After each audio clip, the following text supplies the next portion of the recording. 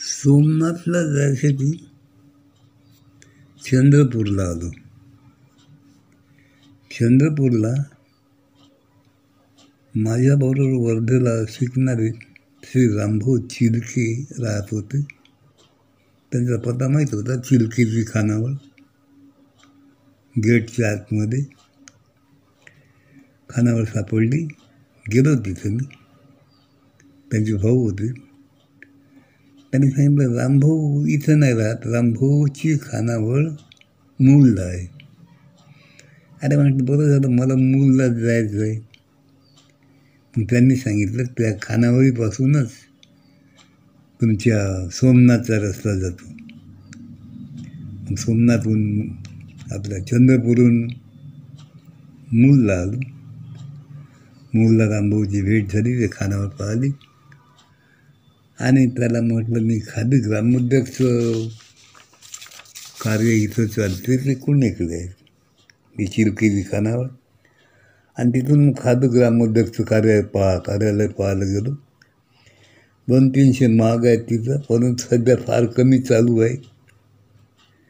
काय व्हायचं, जुन्या काळी म्हणजे खादीचा हे वापर होत ज्यावेळेस जास्त होतं त्यावेळेस म्हणजे माधान, राष्ट्रीय शाळा खामगाव, राष्ट्रीय शाळा अकोला, महिलाश्रम, सेवाग्राम इथलं सूत इथं यायचं मूल आणि सावलीला. आणि इथून खादीचे वस्त्र तयार होऊन परत आमच्याकडे यायचे. म्हणून पाहायचं होतं. मोठा एरिया आहे. आता यावेळेस खादीचं प्रमाण फार कमी झालं आहे, त्यामुळं नाही तर बराचसं आमच्या इथे माधानलाही इथले कारागीर होते काही दिवस. परवडत नसल्यामुळे पुन्हा ते वापस गेले, माग बंद पडले. असो, चिलकेच्या खानावळीपासून जायची सोय होती, पण ते 6 मैल असल्यामुळं रमत गमत जाणं होणार होतं. जंगलाची सवय पहिल्यापासून होतीच, कारण माझे भाऊ चंद्रपूर जिल्ह्यात मालेवाड्याला होते काही दिवस. आम्ही जात जाऊ चिमूर, म्हणून सहज फिरत म्हणून जावं म्हणून, कारण पाय मोकळे करायचे होते. आणि निघालो सोमनाथकडे चिलकेच्या खानावळीपासून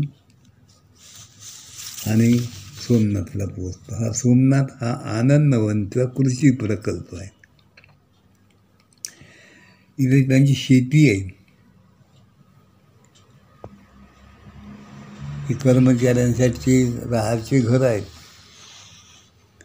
ही धान्य वगैरे साठवण्यासाठी गोदाम आहे. आणि हा हॉल आहे जिथं संमेलन भरणार होतं. आम्ही आदल्या दिवशी गेलो, पाहिली शेती, पाहण्यासारखं आहे सगळं. शेती म्हटल्यावर पाणी पाहिजे.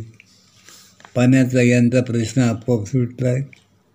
कारण काय, वरच्या बाजूला हे सोमनाथाचं मंदिर आहे महादेवाचं, तिथून जिवंत झरा वाहतो. आणि हा झरा उंच भागावरून वाहतो. कृषी प्रकल्प खाली आहे, सोमनाथ प्रकल्प, आणि म्हणून थोडं पाणी उतरवायचंच काम होतं. ते अनायसे उतरवून इथं साठवून ठेवत होते आणि वेळेप्रमाणे फुकटात गुरुत्वाकर्षणाच्या नियमाप्रमाणे. आणि त्यामुळे इथल्या शेतीला पाण्याचा याचा खर्च अजिबात येत नव्हता. असं सगळ्या प्रकारचं हे घेतात. आणि इथं जे कर्मचारी होते ते आनंदवनातून दुरुस्त झालेले महारोगीच होते. त्यांच्या बाबाबद्दलच्या भावना अतिशय चांगल्या होत्या, कारण त्यांना घरच्यांनी सगळ्यांनी सोडून दिलं होतं. बाबांनी जवळ केलं आणि त्यांच्या भावना ऐकून आणि उरलेली माहिती मला माझ्या भावानं सांगितली, मोठ्या भावानं उनंतराव पालेनं. मी आधुनिक दधीची ही कविता लिहिली, तिचा उगम इथं आहे.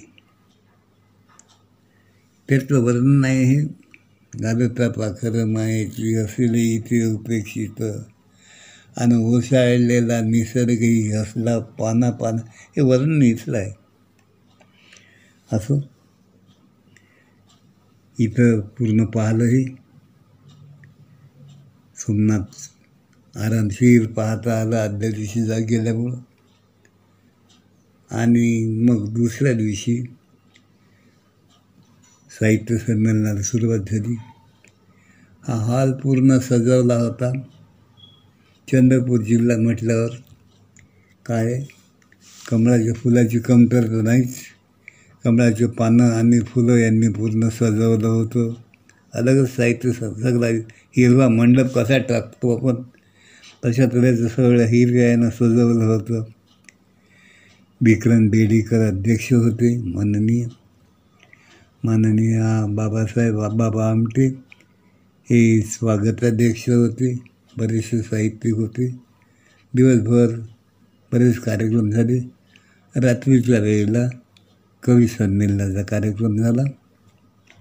अर्थात प्रतीत यश कवीमध्ये आमचा नंबर नव्हता, पण नवोदितमध्ये नाव दिलं होतं मी. आणि तिथं मी माझी कविता म्हटली. तीच कविता मी दुसऱ्या वर्षी यवतमाळच्या साहित्य संमेलनात म्हटली होती. तिथं गली माडगुळकर अध्यक्ष होते यवतमाळला. इथं मी म्हटलेली कविता पहा, ही माझी पहिली कविता आणि माझी सगळ्यात आवडती कविता ही दानमधली आहे. पहा, अगदी सुरुवातीला मी BEd कॉलेजमध्ये असताना म्हणून दाखवलेली पहिली कविता ती देव कुणावर बाळतो ही सांगणारी. कवितेचं नाव तृप्ती आहे. स्वर्गीचं पारिजात दारी भामेच्या डोलतो, स्वर्गीचा पारिजात दारी भामेच्या डोलतो, सडा स्वर्गीय पुष्पांचा अंगणी रुक्मिणीच्या सांडतो.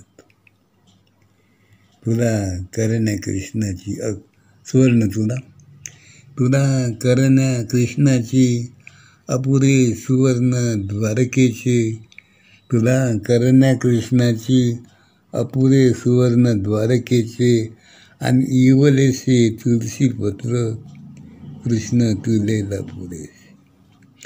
वृथा अहंकार पहा असा देवाला बाधतो, वृथा अहंकार पहा असा देवाला बाधतो, भावाचा भुकेला तो तुळशी पत्रावर भाळतो. ही कविता मी म्हटली. पहिलं साहित्य संमेलन मी अटेंड केलेलं. दुसरं नंतर यवतमाळला गेलं. काय 4 चौघात मिळाची मला म्हणजे हे नव्हती, पण जबरदस्तीनं माझ्या भावानं आणि भाऊसाहेब अत्रे यांनी पाठवलं म्हणून सोमनाथला आलो. चांगलं वाटलं. तुमच्या पुढं हा